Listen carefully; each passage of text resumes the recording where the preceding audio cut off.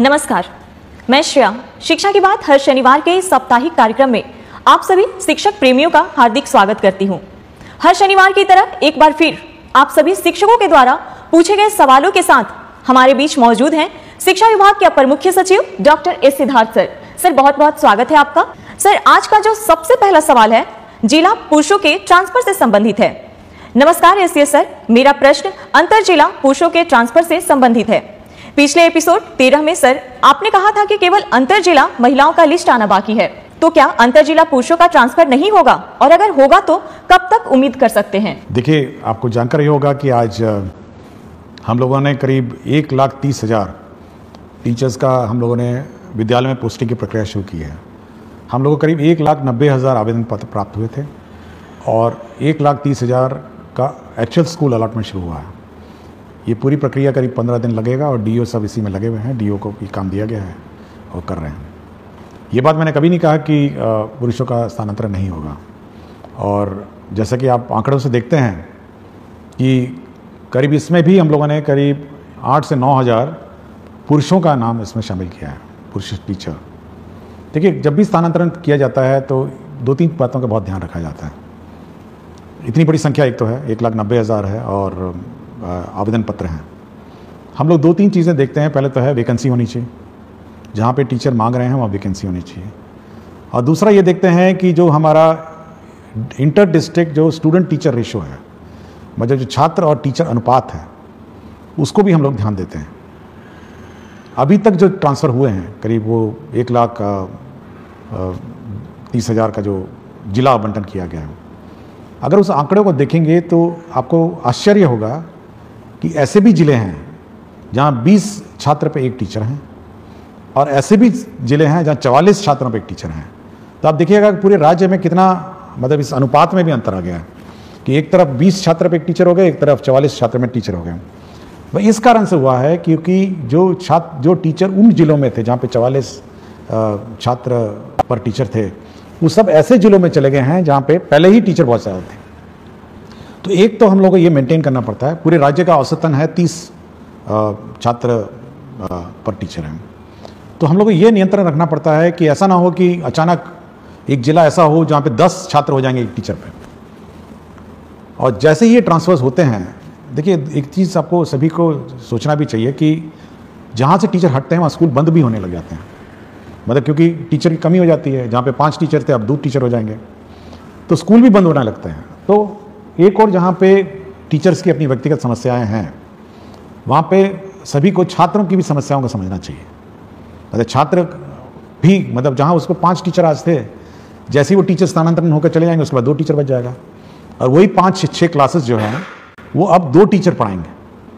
तो कितना कठिनाई छात्र को होगा। तो ये सब देखते हुए हम लोग करते हैं। फिर भी हम लोगों ने 1,30,000 टीचर्स अकोमोडेट किए हैं, और सबसे ज़्यादा जो हम लोग का प्रेशर है, जो सबसे ज़्यादा टीचर्स का स्थानांतरण का जो दबाव है वो है पटना जिला में। और पटना जिला में इतना ज़्यादा दबाव है, ऐसा लगता है जैसे, मतलब एक अनुमान हम कहेंगे कि 15,000 टीचर जो हैं और पटना की तरफ जिला का ऑप्शन दे चुके हैं। तो इतनी बड़ी संख्या में जैसे ही 15,000 टीचर हम लोग अकोमोडेट करने की कोशिश करते हैं, तो आप अनुमान लगा सकते हैं कि मतलब स्टूडेंट और टीचर रेशो पूरे राज्य का कितना मतलब अजीब हो जाएगा। तो हम लोग कोशिश कर रहे हैं। हम लोग जहाँ जहाँ पुरुषों ने मांगा, जहाँ पर वैकेंसीज थी, जहाँ जहाँ टीचर्स कम थे, हम लोगों ने वहाँ जिलों में पुरुषों को भी हम लोगों ने अकोमोडेट किया। अभी उनके इनबॉक्स में दिख नहीं रहा होगा, 1-2 दिन में वो भी पुरुषों में भी दिख जाएगा। तो धीरे धीरे जैसे जैसे वैकेंसीज आती जाएंगी या हम लोग को दिखने लग जाएंगी, हम लोग करेंगे। तो मैंने कभी ये नहीं कहा कि पुरुषों का नहीं करेंगे। हम केवल यही एक कंस्ट्रेंट है कि हम लोग शिक्षक छात्र अनुपात देखते हैं और वैकेंसी देखते हैं, और जैसे जैसे होगा होगा। लेकिन टीचर्स को भी समझना चाहिए कि छात्रों पर क्या गुजरती है और कितना कष्ट हमारे छात्रों पर होता है। सर, अगला सवाल है आदरणीय अपर मुख्य सचिव शिक्षा विभाग पटना बिहार। ज्ञातव्य है कि आपके द्वारा गठित समिति के निर्देशानुसार पिछले अप्रैल माह में लगभग 17,000 के आसपास शिक्षकों के स्थानांतरण हेतु जिला आवंटित कर दिया गया है, परंतु विद्यालय आवंटन की प्रक्रिया अभी भी अपूर्णता की ओर है। महोदय, अनेकानेक शिक्षक व शिक्षिका के पुत्र व पुत्री का नामांकन नए सत्र में नए विद्यालय में होने हैं। विद्यालय आवंटन की प्रतीक्षा में टकटकी लगाए बैठे अनेक शिक्षक व शिक्षिका अपने पुत्र पुत्री और प्रतिपाल्य का नामांकन नहीं करा पा रहे हैं। महोदय से विनम्रता पूर्वक अनुरोध है कि जिन शिक्षक व शिक्षिका का जिला आवंटन हो चुका है उन्हें यथाशीघ्र विद्यालय आवंटित कराने की महती कृपा करे। आपका ही अपना सेवक। देखिए, ये ज़रूर है कि थोड़ा विलम्ब हुआ है सभी को अपना विद्यालय अलॉटमेंट का, लेकिन मैं चाहूँगा कि सभी शिक्षकों को इसकी प्रक्रिया की भी थोड़ी जानकारी देना चाहता हूँ कि किस प्रकार कितना कठिन होता है ये स्कूल आवंटन का प्रक्रिया। देखिए, अगर कोई नया टीचर आता है, जैसे TRE 3 आपने देखा होगा, हम लोगों ने प्रखंड मांगा और सबको अलॉट कर दिया। ये बहुत सिंपल प्रक्रिया है कि नया टीचर आया और उसको स्कूल में। लेकिन यदि कोई TRE 1 और TRE 2 जिसको पूर्व में पहले ही स्कूल आवंटित है और वो ऑलरेडी पदस्थापित है, स्कूल में संचालित है, उसका ट्रांसफर सबसे डिफिकल्ट काम है, क्योंकि उसको उस स्कूल से हटाना है, दूसरे स्कूल में ले जाना है और 38 जिलों से टीचरों को चलना है, मतलब शिफ्ट होना है और 38 जिलों में पोस्टिंग करना है। मतलब आप अगर उस शीट को देखेंगे, जब शीट देखते हैं तो बिल्कुल भयावह दिखता है कि 1,90,000 टीचर जो पूर्व में किसी व्यवस्था से पोस्टेड थे और अपने अपने जिलों में पोस्टेड थे, कोई भी ऑर्डर से, जिस भी ऑर्डर से हो, रैंडम कर दिया गया हो या अन्य है, उस पूरी व्यवस्था को जब हम लोग फिर एक बार रिकैलकुलेट करते हैं और ऑप्शन के हिसाब से 1,90,000 अभ्यावेदन में से हम लोग करीब 1,30,000 हम लोग निकाल पाए हैं। 1,30,000 का मतलब यह है कि 1,30,000 टीचर इधर से उधर जा रहे हैं, मतलब स्कूल से दूसरे स्कूल जा रहे हैं, ये टीचर उधर से उधर जा रहा है। तो इतनी कॉम्प्लिकेटेड जो प्रक्रिया है, और उसमें यह भी देखना है कि जो टीचर जब जा रहा है तो उसका रिप्लेसमेंट दूसरा टीचर कर रहा है नहीं कर रहा है। पता चला मैथ्स का टीचर चला गया एक स्कूल छोड़ के, दूसरा मैथ्स का टीचर पहुंचा नहीं, या फिर प्राइमरी में 5 टीचर में थे, 3 टीचर चले गए, पता चला 3 टीचर रिप्लेस नहीं हुए। तो एक किसी स्थापित व्यवस्था जब जिसमें पहले से ही किसी व्यवस्था में पोस्टिंग TRE 1 TRE 2 हो गया हो या अन्य जो पोस्टिंग हो गया हो, उस पूरे पोस्टिंग व्यवस्था को फिर से अभ्यावेदन के हिसाब से मतलब उनके प्लेस ऑफ पोस्टिंग को परिवर्तित करने में बहुत मेहनत लगता है और ये केवल एक सॉफ्टवेयर के माध्यम से ही हो सकता है कि लोग अपना करेंगे। और हम लोगों ने काम शुरू कर दिया, जैसे कि मैंने पहले प्रश्न में बताया, और सभी को 23 से 30 तक नए स्कूल में ज्वाइन करना होगा और 20 तारीख को सभी के ई-शिक्षा कोश के जो ऐप है, जो उनका वेबसाइट है, उसमें आपको ट्रांसफ़र ऑर्डर मिल जाएगा और इसी हिसाब से वो अपना प्लानिंग कर सकते हैं। लेकिन टीचर्स को ये समझना चाहिए कि एक स्थापित पोस्टेड व्यवस्था जहाँ पे पहले ही पोस्टिंग हो गई हो और जहाँ पर मेरे ख्याल से बहुत सारे टीचर ऐसे भी थे जो सोचे भी नहीं होंगे कि 3 साल पहले इनका ट्रांसफ़र हो सकेगा और ये उम्मीद नहीं होगी, लेकिन हम लोगों ने उन संवेदनशील होकर उनसे आवेदन पत्र लिए, उनके कष्ट समझे और हम लोगों ने कहा कि नहीं, हम लोग जहाँ तक संभव हो करेंगे और हम लोगों ने 1,30,000 टीचर्स का सिलेक्शन किया और पोस्टिंग कर रहे हैं और जो बच गए हैं वह भी निराश नहीं हो। हम लोग बाद में अब फिर रिकैलकुलेट करेंगे, जब सब टीचर्स पोस्टेड होंगे एक बार रिकैलकुलेट करेंगे और फिर इसका फिर वो पोस्टिंग का फिर हम लोग प्रक्रिया आरंभ करेंगे। और मैंने ये भी कहा है कि जो छूट गए किसी कारण से पूर्व के TRE 1 TRE 2 और सक्षमता हो, वो अपना एप्लीकेशन विड्रॉ भी कर सकते हैं और रीअप्लाई कर सकते हैं, ये मैंने कहा है। तो हम लोग बहुत ही संवेदनशील रहते हैं टीचर के उद्देश्य से, बट यह भी एक बैलेंस बनाना पड़ता है। एक और टीचर के कष्ट का को ध्यान रखना पड़ता है और दूसरी ओर बच्चे का भविष्य का भी ध्यान रखना है, वो ज़्यादा इंपॉर्टेंट है मेरे लिए। बच्चे का 2 करोड़ बच्चे को टीचर मिले, उनको पढ़ाने वाला टीचर मिले, वो हमेशा वो चिंता में रहती है। टीचर का ट्रांसफ़र बड़ा आसान काम है, लेकिन बच्चे को एक शिक्षक देना ये बड़ा डिफिकल्ट काम है। तो ये बैलेंस बनाकर हम लोग चलते हैं, इसलिए टीचरों को निराश नहीं होना चाहिए। सरकार संवेदनशील है और मैं चाहूँगा कि वो लोग सभी टीचर्स नए प्रतिस्थापन स्थान पर जब जाएंगे तो नए बच्चों को पढ़ाएंगे और उनका भविष्य देखेंगे। सर, एक अनिल कुमार सिंह, प्रभारी प्रधानाध्यापक, आदर्श बालिका +2 उच्च माध्यमिक विद्यालय रामगढ़ से हैं। कहते हैं, एसीएस सर को सादर प्रणाम। आपका व्यक्तित्व संवेदनशीलता और शिक्षा में सुधार के प्रति आग्रह प्रेरित एवं प्रभावित करता है। सर, मेरे 2 सवालों में प्रथम सवाल है कि क्या विद्यार्थियों को डीबीटी के माध्यम से राशि उपलब्ध कराकर बाजार से किताबों की खरीद की व्यवस्था की जा सकती है? सर, मेरे विद्यालय को पीएम श्री विद्यालय बना दिया गया है। दूसरा प्रश्न इसी से संबंधित है कि विभाग पीएम श्री विद्यालयों की व्यवस्था के संदर्भ में विभाग क्या सोच रखती है? देखिए, पहले किताबें छपती थी और विलम्ब होता था, और ऐसा भी हुआ कि सत्र शुरू हो गया, नवंबर में जाके किताबें में मिली हैं कुछ सालों में। लेकिन फिर सरकार ने सोचा कि चलिए डीबीटी कर देते हैं।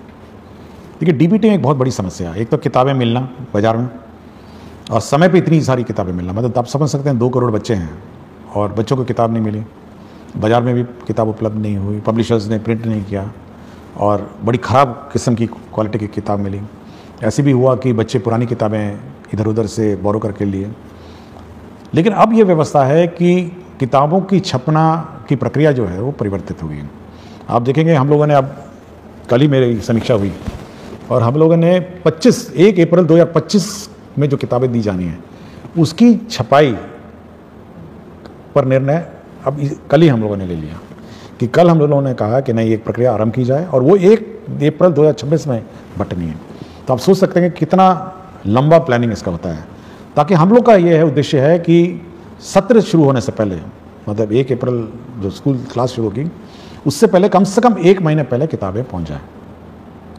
और इस बार चुनाव भी है बीच में, तो इसलिए हम लोगों ने जल्दी शुरू किया है कि किसी प्रकार का व्यवधान ना हो, समय पे किताबें छप जाएं, ताकि 1 अप्रैल 2026 में ये किताबें, नई किताबें मिल जाएं। और साथ ही साथ जो किताबों में परिवर्तन भी करना है, रिवीजन हर साल होता है, तो इस साल किताबों का रिवीजन भी शुरू हो गया है, और करीब हम लोग को लगता है कि सितंबर 1 से किताबें एक्चुअली प्रिंटिंग शुरू हो जाएगी, और किताबें पहुंचने लग जाएंगी स्कूल में करीब जनवरी, फरवरी, मार्च में। तो समय पे आपको किताब मिल जाएंगी। इसलिए डीबीटी पर ज़्यादा हम लोग जोर नहीं देते हैं कि समय पे किताब जब मिल ही रही है तो मेरे ख्याल से शिक्षकों, विद्यार्थियों को करना ही नहीं होगी। दूसरा, उन्होंने कहा पीएम श्री। ये पीएम श्री जो विद्यालय हैं, ये भारत सरकार की सेंट्रली स्पॉन्सर्ड स्कीम है, और इसके अंतर्गत जो स्कूल हैं उसको एक आदर्श स्कूल बनाना है। उसके बिल्डिंग कंप्लीट होने हैं, साथ ही इंफ्रास्ट्रक्चर उसका कंप्लीट होना है, उसके लेबॉर्ट्रीज कंप्लीट होने हैं, साथ ही साथ उसके म्यूज़िक, स्पोर्ट्स, सारे मतलब पूरे, मतलब सभी उसके आयाम उसका कंप्लीट करने हैं। और साथ ही साथ टीचर का प्रशिक्षण है, और उसका जो सॉफ्ट स्किल्स हैं स्कूल में सभी देना है। तो एक परिपूर्ण, मतलब full complete school in all respect, वो बनाने का उद्देश्य है। और मेरे ख्याल से ये बहुत ही अच्छी योजना है पीएम श्री। हम लोग तो चाहेंगे कि और ज़्यादा हो, बट हम लोग कोशिश कर रहे हैं कि भारत सरकार और सैंक्शन करे। लेकिन इस साल काफ़ी संख्या में पीएम श्री स्कूल सैंक्शन हुए हैं, और इसका इम्प्लीमेंटेशन उन्होंने शुरू कर दिया। अगला सवाल डॉक्टर संतोष कुमार राणा एवं समस्त विख्यातागण डायट रामबाग मुजफ्फरपुर से। कहते हैं, महोदय सादर नमस्कार। हम डायट रामबाग मुजफ्फरपुर के विख्यातागण यह जानना चाहते हैं कि जब हमने सेवा पुष्टि हेतु सभी आवश्यक दस्तावेज समय पर जमा कर दिए हैं, विभागीय प्रक्रियाओं का पूर्ण पालन किया है तथा निरंतर निष्ठा व कर्तव्य परायणता के साथ शैक्षिक कार्यों का निर्वहन करते आ रहे हैं, तो क्या विभाग अब हमारी सेवा पुष्टि की प्रक्रिया जो विगत 5 वर्षों से लंबित है को शीघ्रता से पूर्ण करने हेतु आवश्यक और प्रभावी कार्रवाई करेगा? आपकी सकारात्मक एवं शीघ्र पहल की हम अपेक्षा करते हैं। देखिए, ये बड़ा दुखद बात है कि 5 साल हो गए हैं और सेवा संपुष्ट नहीं हुई है। तो जिसने भी विलंब किया उस पर तो कार्रवाई होगी, और मैं चाहूँगा कि अगला 1 सप्ताह में इनका समाधान हो जाए। और हम लोग का हमेशा ये रहा है कि जो सेवा पुष्ट है, सेवा संपुष्टि है, अगर कागजात सभी पूरे हो गए होंगे तो संपुष्टि समय पे हो, ऐसे विलम्ब नहीं हो। और विलम्ब होगा तो संबंधित पदाधिकारी या कर्मचारी जो भी होगा उस पर कार्रवाई होगी। तो कार्रवाई तो होगी, लेकिन काम भी हो जाना चाहिए, और 1 सप्ताह में इसको हम लोग करवा देंगे। अगला सवाल अनिल कुमार पांडे, माध्यमिक शिक्षक, उत्क्रमित माध्यमिक विद्यालय धुरलक समस्तीपुर से। माध्यमिक स्तर के गणित विषय को सुलभ व सरल बनाने के भविष्य में विभाग की कोई योजना है? जैसे गणित विषय के शिक्षकों का विशेष प्रशिक्षण, अभ्यास पुस्तिका का विभाग द्वारा बच्चों के लिए उपलब्धता, आधुनिक तकनीक के उपयोग की संभाव्यता या अन्य। देखिए, मैथ्स बहुत इंपॉर्टेंट सब्जेक्ट है, और मैं पिछले बहुत सारे एपिसोड में मैंने कहा है, हम लोगों ने पिछले बार 100 दिन वाला कैंपेन भी चलाया था कि 100 दिन केवल मैथ्स और रीडिंग की क्लासेस, पहले क्लास और दूसरी रहेगी। हम लोगों ने FLN भी हम लोगों ने डेवलपमेंट प्रोसेस किया, बहुत सारे FLN किट्स भी डेवलप हुए। और हम लोग का है कि मैथ्स जैसे सब्जेक्ट है, बहुत कठिन भी लगता होगा, लेकिन FLN किट के माध्यम से उसको सरल बनाया जा सकता है, और लर्निंग भी ईजी बनाई जा सकती है। और मैं पिछली बार जब ACRT में एग्जीबिशन में गया था तो बहुत अच्छे इनोवेटिव FLN किट्स भी थे जो मैथ्स से संबंधित थे, केवल मैथ्स से संबंधित थे। और मैं चाहूँगा ACRT इसको प्रचार प्रसार करे और टीचर्स का ट्रेनिंग दे, और टीचर्स के ट्रेनिंग में कम से कम ये FLN किट्स कैसे मैथ्स पढ़ाए जाएँ इस पर विशेष ध्यान दें। और साथ ही साथ SCRT में भी हम लोग इस बार जो टीचर्स ट्रेनिंग का जिस साल का सत्र है उसमें FLN और मैथ्स और रीडिंग एबिलिटीज़ बच्चों में कैसे डेवलप की जाए, इस पर ट्रेनिंग पे हम लोग जोर देंगे। सर अगला सवाल, भूपेंद्र कुमार त्रिपाठी, मध्य विद्यालय कर्मा, गुरारू गया, BPSC TRE 2 द्वारा चयनित गणित विज्ञान का शिक्षक है। महोदय, आपका ये हर शनिवार का संवाद करना काफी सराहनीय है और हमें आपसे जुड़ने और आपको सुनने का मौका मिलता है, जिससे पूरा शिक्षक समाज काफी लाभान्वित होता है। महोदय, बिहार में ट्यूशन की वैल्यू इतनी ज्यादा है कि बच्चे स्कूल ना आकर वहां जाते हैं और सबसे बड़ी विडंबना यह है कि सरकार को मालूम है कि काफी सारे ट्यूशन टीचर स्कूल के समय में ही क्लासेस चलाते हैं। इस वजह से काफी बच्चे स्कूल नहीं आते। इस पर सरकार कोई कार्यवाही क्यों नहीं कर रही है? मैं पिछले साल से अब तक कई बार गांव में जाकर और पेरेंट्स टीचर मीटिंग करके लोगों को समझा चुका हूं, परंतु अभी भी बहुत सारे बच्चे रेगुलर स्कूल नहीं आते हैं। इसके लिए सरकार क्या कदम उठाएगी? देखिए, पिछले एपिसोड में मैंने कहा था कि जो ट्यूशन है, स्कूल अवधि में कोई भी सरकारी स्कूल में नामांकित छात्र ट्यूशन में नहीं जाए और सरकारी शिक्षक उस अवधि में ट्यूशन में क्लासेस नहीं ले सकते हैं। यह पूर्ण रूप से प्रतिबंधित है और यह भी प्रतिबंधित है कि कोई भी सरकारी शिक्षक ट्यूशन नहीं पढ़ा सकते हैं, ये बिल्कुल प्रतिबंधित है। और यदि कोई शिक्षक जानबूझ के और इस मतलब जबरदस्ती या जानबूझ के इस रूल का उल्लंघन करता है कि मतलब वो सरकारी शिक्षक जो है वो किसी ट्यूशन क्लास मतलब ट्यूशन कोचिंग सेंटर में पढ़ाएगा, तब तो उस पर कार्रवाई हो जाएगी। उसका काम ये है कि जो हमारे स्टूडेंट हैं, सरकारी स्कूल में स्टूडेंट हैं, उनको पढ़ाएगा। यह बिल्कुल अलाउड नहीं है कि कोई भी सरकारी टीचर किसी कोचिंग सेंटर में पढ़ाएंगे। ये मैं बिल्कुल स्पष्ट कर दिया हूँ और इस संबंध में हम लोग स्पष्ट निर्देश भी देंगे और कोई कंप्लेंट आएगा तो उस पर तो कार्रवाई हो जाएगी, क्योंकि यह हम लोग नहीं चाहते हैं कि एक कोई स्टूडेंट मतलब यह देखे कि अपना टीचर ही जब चला गया ट्यूशन पढ़ाने तो वो भी चला जाएगा, नहीं, स्वाभाविक है। तो यह पब्लिक को भी अलर्ट होना है और बाकी टीचर्स को भी अलर्ट होना है कि किसी भी परिस्थिति में सरकारी शिक्षक ट्यूशन नहीं पढ़ाएंगे और सरकारी स्कूल में जो नामांकित छात्र हैं वह ट्यूशन सेंटर में नहीं जाएंगे ट्यूशन अवधि में, मतलब सॉरी जो स्कूल अवधि में। स्कूल का अवधि के बाद वो अपना ट्यूशन जहाँ लेना लें और प्राइवेट टीचर अपना जो पढ़ाना पढ़ाएं, वो हमको कोई आपत्ति नहीं। लेकिन ये बिल्कुल बहुत ही स्पष्ट है और हम लोग biometric attendance, photo based attendance शुरू करने वाले हैं स्टूडेंट्स का भी। तो जल्दी जैसे लौटेंगे अपने समर वेकेशन से तो स्टूडेंट्स का बायोमेट्रिक अटेंडेंस भी हम लोग कंपलसरी कर देंगे। तो यह हम लोग यह टॉलरेट नहीं करेंगे कि स्टूडेंट्स क्लास मिस करें, क्लास से बाहर गायब रहें या अन्यथा कहीं घूम रहे होंगे। ये बायोमेट्रिक अटेंडेंस स्टूडेंट्स का भी हम लोग समर वेकेशन के बाद शुरू कर देंगे। सर अगला सवाल है, नमस्कार एससीएस सर, मैं राशिद आलम UMS भीमाइन खैरा जमुई में उर्दू टीचर के रूप में कार्यरत हूँ। सर मेरे स्कूल में उर्दू के स्टूडेंट हैं, उर्दू में पढ़ाई भी होती है, लेकिन एग्जाम के क्वेश्चन पेपर उर्दू सब्जेक्ट का नहीं आता है। मजबूरन संस्कृत सब्जेक्ट का एग्जाम लेना पड़ता है। कृपया इसका सोल्यूशन कीजिए। नहीं, ये बिल्कुल गलत है और मैं ये चेक करूँगा कि उर्दू का पेपर क्यों नहीं गया। उर्दू का अगर पढ़ाया जाता है तो उर्दू का पेपर जाना चाहिए, संस्कृत का पढ़ाया जाता है संस्कृत जाना चाहिए। ये बिल्कुल गलत है कि उर्दू पढ़ के संस्कृत लिखेगा या संस्कृत पढ़ के उर्दू है, नहीं, ये गलत, बिल्कुल गलत। और जहाँ पर भी लापरवाही हुई है मैं इसको चेक करूँगा। सर अगला सवाल नरेश कुमार, निराला जिलाधिकारी से पुरस्कृत विशिष्ट शिक्षक, आदर्श प्राथमिक विद्यालय केवला से, कहते हैं, जी नमस्कार सर, शिक्षा की बात शनिवार मेरा प्रश्न है कि वर्ष 2007 में हजारों नवसृजित प्राथमिक विद्यालय खोला गया और सैकड़ों प्राथमिक को उत्क्रमित कर मध्य विद्यालय बनाया गया, जो काफी सराहनीय कार्य रहा। अभी भी बहुत से ऐसे पंचायत है जहां नवसृजित प्राथमिक विद्यालय खोलने की अति आवश्यकता है और ऐसे कुछ प्राथमिक विद्यालय भी हैं जिसे उत्क्रमित कर मध्य विद्यालय बनाने की जरूरत है। कई ऐसे उच्च माध्यमिक विद्यालय 7 वर्ष पूर्व बनकर तैयार है, लेकिन अभी भी उस भवन में कक्षाएं संचालित नहीं हो रही है। जैसे सुपौल जिला के छातापुर प्रखंड के उत्क्रमित उच्च माध्यमिक +2 विद्यालय भीमपुर का 3 मंजिला भवन जो लगभग 7 वर्ष पूर्व बनकर तैयार है, लेकिन आज भी उसमें पढ़ाई नहीं हो रही है। सरकार और विभाग नए प्राइमरी स्कूल खोलने और कुछ प्राइमरी स्कूल को मध्य विद्यालय में उत्क्रमित करने और भवन बने उच्च माध्यमिक विद्यालय में कक्षा संचालित करने पर क्या विचार रखती है? देखिए, ये जो स्कूल की बात कर रहे हैं जहाँ बिल्डिंग बन के तैयार है और संचालित नहीं हुआ, मैंने DO से बात की और DO ने कहा कि क्योंकि जिस कारण से जब हेडमास्टर को आदेश दिया गया था उसने वहाँ अपना स्कूल शिफ्ट नहीं किया, जिसके कारण से डीओ पे जो हेडमास्टर है उस पर कार्रवाई भी हुई। और मेरा बिल्कुल स्पष्ट है, जो डीओ ने कहा कि वहाँ पे पानी जमता है या रोड का कोई इश्यूज़ है, उसने बहुत सारे कारण बताए, तो मैंने उसको स्पष्ट कहा है कि सोमवार से स्कूल शुरू हो जाना चाहिए और सोमवार से क्लास का संचालन स्कूल में हो जाना चाहिए, मैंने बिल्कुल स्पष्ट कहा है। और अगर नहीं होगा तो मैं डीओ पे कार्रवाई करूँगा। तो ये बिल्कुल स्पष्ट है कि अगर स्कूल बनकर तैयार होगा तो शुरू हो जाना चाहिए और वो क्लास से शुरू हो जानी चाहिए, कोई कारण नहीं होना चाहिए कि वहाँ स्कूल नहीं हो।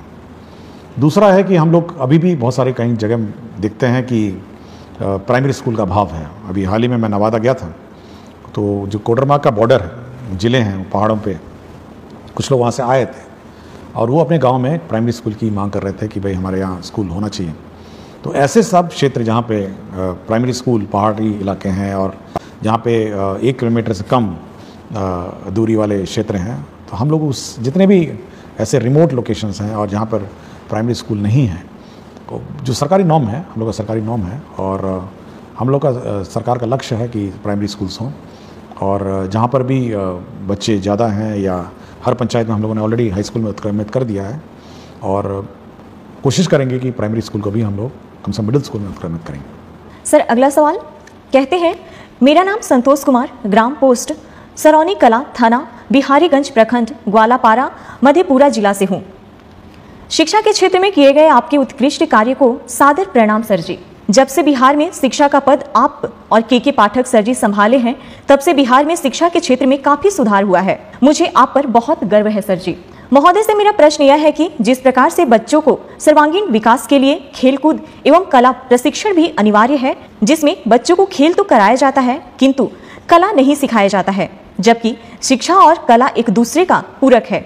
इस प्रकार सर जी से मेरा इच्छा यह है कि जून महीने में जो ग्रीष्मकालीन 20 रोज विद्यालय बंद रहेंगे, तो उस बीच में बेरोजगार कलाकार के द्वारा कला प्रशिक्षण, चित्रकला, मूर्तिकला, हस्तशिल्प, पेपर क्राफ्ट दिया जाए, तो बच्चों चिलचिलाते धूप से बचे रहेंगे और कला भी सीखेंगे। एक बार फिर आप मुख्य सचिव डॉक्टर एस सिद्धार्थ सर जी से सादर प्रार्थना है कि बेरोजगार कलाकार को कुछ मानदेय पर ग्रीष्मावकाश विद्यालय में कला प्रशिक्षण शुरू करने की कृपा की जाए। पूरा ईमानदारी के साथ प्रशिक्षण देंगे। इस मानदेय से हम जैसे गरीब कलाकार की आगे पढ़ाई जारी रह सके।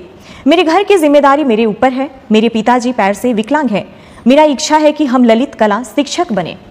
नहीं, सुझाव तो बहुत अच्छा है और स्कूलों में संपर्क कैंप, टीचर्स तो सब छुट्टी पे चले जाएंगे और जैसे कि मैंने कहा कि सभी लोग अपना ग्रीष्म अवकाश में जाएंगे, लेकिन इस प्रकार के जो स्थानीय लोकल कलाकार हैं समर कैंप्स ज़रूर चला सकते हैं गांव में।